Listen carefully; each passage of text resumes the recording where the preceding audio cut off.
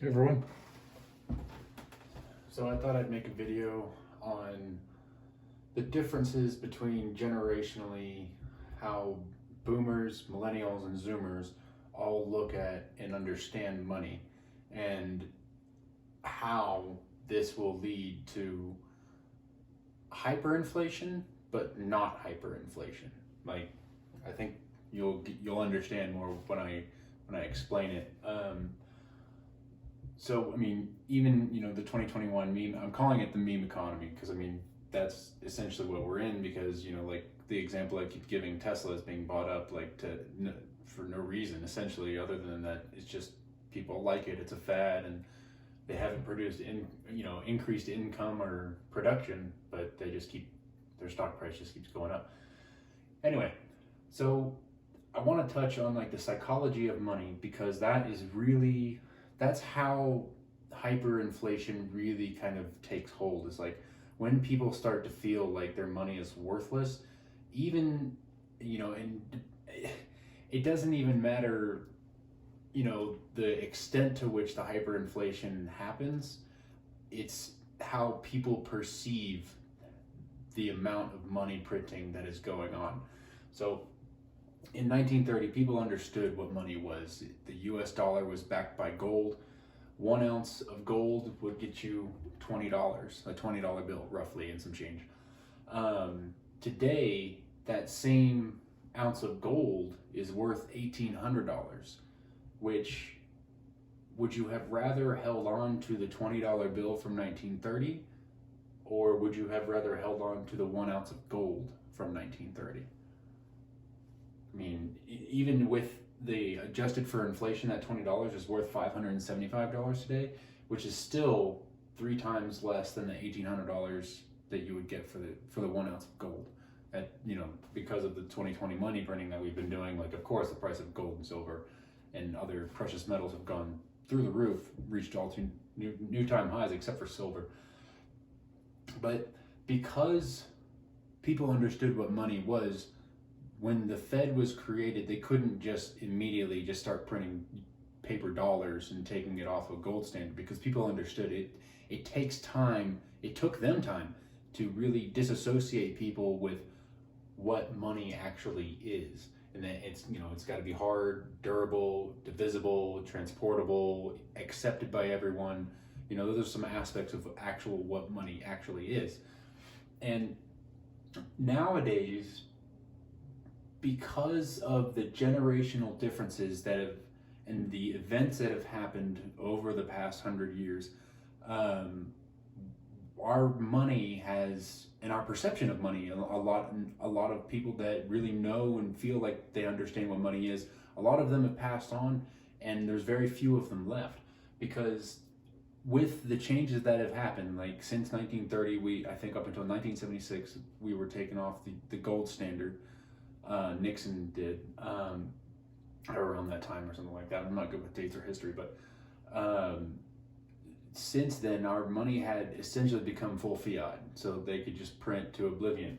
And people used to say that, since it wasn't backed by gold at that point anymore, it then became the petrodollar. Everyone referred to it as. And so it was backed essentially by oil. That's kind of gone away because the price of oil just keeps plummeting. So I'm not exactly sure how the petrodollar still exists, if it does exist, but now for all intents and purposes, they just say that the US dollar is backed by guns, men with guns. And I suppose even that can go away. Like, even if we didn't have the military that we have, if you just isolated the US by itself and without thinking about international trade, because the US is the world reserve currency, if we're only talking about the US isolated by itself, I don't think that you need to have the currency backed by men with guns, because of the generational differences between the boomers, the millennials, and the zoomers. So the boomers were in prior generations, knew what money was, and they're very much into physical, the paper dollars. Like, yes, we've moved to online accounts, but that's, we're in that transition phase. They had checks that they wrote out. They balanced their bank accounts at, by them. My mom did it by hand with a paper book. And so to them, like, moving from the physical to the digital age has been very tough. And so, it's very, like, you'll find people, I'm sure, like boomers and older generational people that just don't understand or don't want to get into Bitcoin because it's full digital money, and they just don't, it's just not something that they can perceive. And so with the Zoomers, let's move on to them. Actually, everything to them is digital. No Zoomer has been alive during which the US dollar was backed by hard money like gold or silver. Everything to them is digital, like Fortnite skins. That has value to them. So a full digital currency like Bitcoin makes sense. And so I think that the millennial generation, which is what I'm in, is the transition between the two generations in terms of understanding and the transition of the money itself, how we perceive what we use as money. And I'm leading up into why this won't lead into a perception of hyperinflation. I mean, I think that because we bridge the gap, the millennials bridge the gap between physical and digital. And so we understand, and some of us even understand, prior what actually hard money is, prior, before 1976, before the Bretton Woods was repealed or whatever. We help both cases understand what money is, but ultimately it's transitioning to a full digital currency. Like, if it's not Bitcoin, there's going to be a digital currency on some sort of blockchain type system. And so because we're moving to a full digital currency, when a Zoomer or a newer, younger generation sees their bank account, they just see points, essentially. So the more points that they've got, the better. They don't care about the whole number of points in the system. That doesn't matter to them. Like, as long as they've got points and the points to buy a loaf of bread at the grocery store doesn't change or increases very slowly, then the amount of points that they've got, it doesn't matter how many other points are in the system to them. Like, as long as they have got enough to, survive, then that's what they'll look at. They won't look at the Fed printing trillions of dollars. It's like $1 trillion a quarter or something now that we're printing. They won't look at that as seeing as a bad thing, as devaluing the money that they already have. As long as consumer prices don't increase, then I don't see the Zoomer generation, or even most of the millennials and even some of the boomers, really accept that a hyperinflation scenario is actually possible. Because I'm having a hard time looking at the situation that we're in. People look at the stock market, it's just going up, and everyone is just, there's people making money left and right, but everyone's looking at it as a good thing. They're not looking at it like this money printing. A lot of people are not looking at, like, the general public does not look at this money printing as a bad thing. They want their $600 check. They're happy to get their $1,200 check. They wish they had more money. Like, they wish the Fed would print them more money so that they could get more. And I think a lot of people don't like that corporations and other people of wealth have gotten more money than any of us have. But I feel like, if you just keep giving people money with the unemployment stimulus, then they don't care how much extra money is in the system. It doesn't matter to them. And so when the general public truly doesn't feel or believe like hyperinflation is happening, it's not going to happen. You can print as much money as you want. And especially when you go to a digital currency.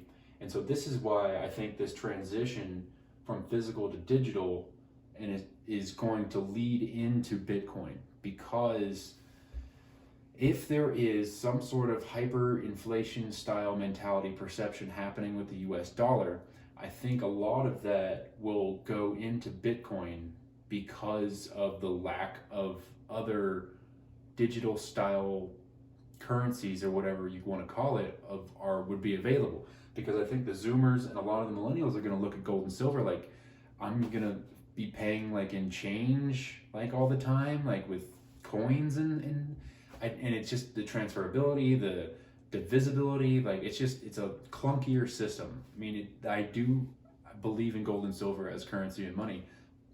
I think everyone should have some, but I think the Zoomers are going to look at, if they do feel like the US dollar, that they need to get rid of or out of the US dollar, I think they'll go straight into Bitcoin. I don't think there will be any question. I think once it will be ubiquitous enough with them, they'll look at Bitcoin and they'll look at the US dollar and say, this limited supply, unlimited supply. So if you have limited supply, then technically isn't there endless demand? And if there's endless demand, isn't price, and I have it in quotes here because I'll get into that in a second, but is there not unlimited price if there's endless demand with limited supply? And so with the opposite you have happening with the US dollar is, because there's unlimited supply, the amount of demand, you can over satisfy the amount of demand. And so you won't, I mean, yes, people will always want more money, but you have to just give it to them and then they will accept it. But if you, like the general public, like if you don't give them, $600, every now and then or whatever it is, then they will always have demand for the US dollar. And so like, I think because of the endless printing, we'll see, I mean, it's obviously happened. The US dollar has lost 99% of its value over the past 100 years. I mean, with consumer prices increasing and the amount of money or the amount of things that you can buy with $1 has just, like, what can you get with $1? A burger from McDonald's, I mean, it costs them like cents to make that. I don't even know if you can get it for $1 anymore. But I think that the Zoomers and the millennials and even some of the boomers will start looking at the differences between the two and understand that this is actually good. We want this because if there's only so much of it out there, and just basic economics of supply and demand, like you're going to increase in value. And that's why I have price in quotations, is because I made in another video, I think there will be a transition in Bitcoin from people will stop looking at Bitcoin as US dollars per Bitcoin, and they'll look at it at how much stuff one Satoshi or one Bitcoin can actually get you. The same way that we look at dollars right now, like how much can $1 get you? I mean, a dollar used to be able to, if you go back far enough, a dollar could have gotten you a gallon of gas. Now a dollar will not get you half a gallon of gas. And so because of scenarios like that, I think people are going to move out of the US dollar and into Bitcoin, but not into gold. I think some of that money will go into gold and silver and precious metals, but ultimately I think a lot of it's going to go into Bitcoin because it's also decentralized and worldwide. And why that's a good thing is because the US dollar is centralized, and because it's centralized, it can be weaponized. And the US puts sanctions on other countries to keep them from being able to transact in international trade, because international trade has to be done in US dollars.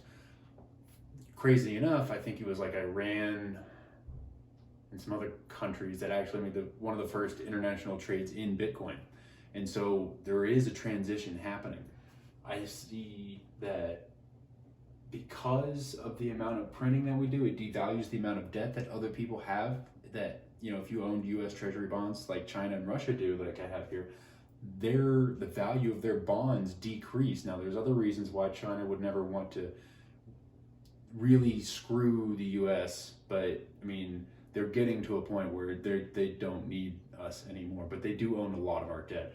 Russia, I think, actually got rid of most of the debt that they had, if not all of it. And so because of these reasons right here, this is why people will be moving out of the US dollar, especially other countries.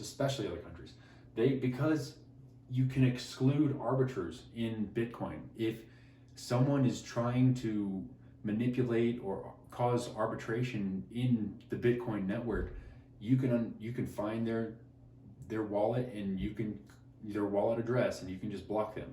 And you and everyone else can just block them, and you don't have to deal with them, and you can just cut them off, and no one, their Bitcoin will essentially become worthless, because as a consensus, the community, everyone will say, you were a bad actor. You tried to manipulate the currency. And so, but if you don't have anyone trying to manipulate the currency, then you won't have people trying to be excluded or, have your currency weaponized against other countries. These are just reasons why I think that, on top of all the debt that exists already, that other countries own, that the U.S. owns, domestically, like the U.S. taxpayer is on the hook for $28 trillion now. Like, they say that over time, if you print more money, the value of the debt from prior years becomes worth less. That way it makes it easier to pay off in the future. While I get that, we're getting to a tipping point. $28 trillion, I don't know how much it costs to service that debt, what the interest on that debt is, but I think we're getting to a point where GDP actually is equal to the interest on the debt. Just like Japan, I think, is actually what they call a zombie economy, where GDP is a percentage of the amount of the interest that I don't even know how Japan operates, to be totally honest with you. But I just see like this is a very good case for Bitcoin right now. And unless consumer prices explode, I don't think that we'll see hyperinflation style mentality or perception within people. You just won't have, people will be demanding, to have more money be printed, and then you'll have this, negative feedback loop of more money, higher prices, more money, higher prices, and it just keeps on going until I think the whole thing will just explode. But until that happens, I don't think that there will be hyperinflation style mentality within people. So just another ramble. I'm a guy on YouTube. Don't listen to me. I am not a financial advisor. I just eat hot dogs every day for dinner. That's all.